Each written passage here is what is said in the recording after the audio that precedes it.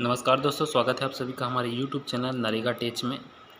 आज बताने वाले हैं आपको एफटीओ से संबंधित जानकारी। नरेगा से संबंधित एफटीओ दो प्रकार की होती है, पहला सामान्य एफटीओ और दूसरा आधार बेस एफटीओ। आधार बेस एफटीओ में दिक्कत ये आती है कि प्रत्येक व्यक्ति का 2 से 3 से 4 जगह खाता रहता है और सभी खातों में आधार आजकल एक्टिव हो चुका है और एक्टिव रखना ज़रूरी है। तो उसी अंतर्गत आपको कैसे जानकारी होगी कि आपका जो काम किए हैं उसका पैसा आपके आधार बेस में गया है या सामान्य एफटीओ में गया है। यहाँ पर देख सकते हैं आधार बेस एफटीओ जानने का मतलब है एपीबी जो लिखा रहता है उसका मतलब आधार बेस एफटीओ दिखा जाता है, और जो जिसमें नहीं दिखा रहता है वो सामान्य एफटीओ। तो आधार बेस एफटीओ में आपके कौन से खाते में पैसा गया है इसके बारे में एक चीज़ बताना चाहूँगा। अगर आपका 3 खाते हैं, 3 खाते में से आपने लास्ट तीसरा नंबर का खाता में आधार के माध्यम से पैसा निकाला है तो एक्टिव खाता वही होगा, लास्ट एक्टिव खाते में ही आपका पैसा जाता है। ये पहला हिंट है। और दूसरा, अगर आप नरेगा के साइट में देखेंगे तो बैंक का आईआईएन नंबर रहता है, हर एक बैंक का आईआईएन नंबर। उस एफटीओ को हमने क्लिक किया तो यहाँ पर देख सकते हैं डिटेल में यह जो एफटीओ है राजस्थान के अजमेर डिस्ट्रिक्ट का, ब्लॉक अजमेर का है, जिसमें आप देख सकते हैं सब चीज़ यहाँ पर डिटेल रहता है। और इनका नाम है एप्लीकेंट का जनता, है ना।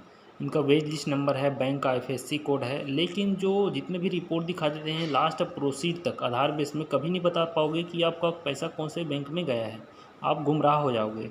तो लास्ट एक देखने का मतलब यही है कि बैंक का आईआईएन नंबर अगर आपको पता है तो आप जान सकते हैं कि कौन से बैंक के कौन से ब्रांच में आपका पैसा गया है। यहाँ पर देख सकते हैं लास्ट का डिटेल में दिखाना चाहूँगा आपको जूम करके। बैंक आईआईएन नंबर पर bank in case APB transaction, Aadhaar based transaction में आईआईएन नंबर देखना ज़रूरी होता है, तभी आपको पता चलता है कि कौन से बैंक में आपका खाता में पैसा गया है। बैंक ऑफ बड़ौदा का देख सकते हैं यहाँ पर 606985 है। उसी प्रकार अन्य बैंक का देख लेते हैं, जैसे कि स्टेट बैंक ऑफ इंडिया का 508548। ये स्टेट प्लस शाखा बैंक का जो शाखा रहता है वो उसका आईएएन नंबर अलग अलग होता है, उसके माध्यम से आप चेक कर सकते हैं, जान सकते हैं। तो आईएएन नंबर के ऊपर मुख्य यह वीडियो बनाया जा रहा है। और आईएएन नंबर कैसे जानने अपना बैंक का ब्रांच का, तो गूगल में आपको बस लिखना है बैंक आईआईएन नंबर। तो जैसे ही सर्च करेंगे आपके सामने बहुत सारा रिजल्ट आ जाएगा, जिसमें आपको मैं जो रिज़ल्ट बता रहा हूँ उसमें आपको क्लिक कर देना है। उसमें बैंक का पूरा ऑल इंडिया बैंक का जितने भी आईएएन नंबर है उसको डाउनलोड कर लीजिए या फिर फाइंड करके देख सकते हैं आप आईएएन नंबर।